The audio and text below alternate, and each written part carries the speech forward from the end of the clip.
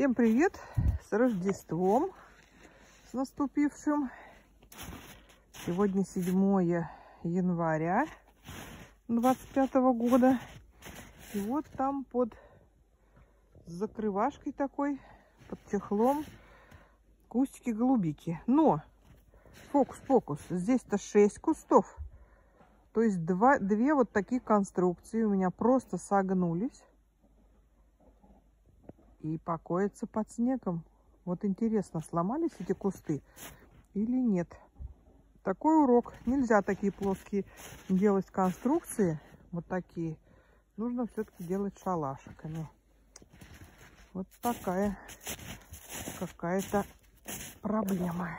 Ну, посмотрим по весне теперь. Вот они согнутые.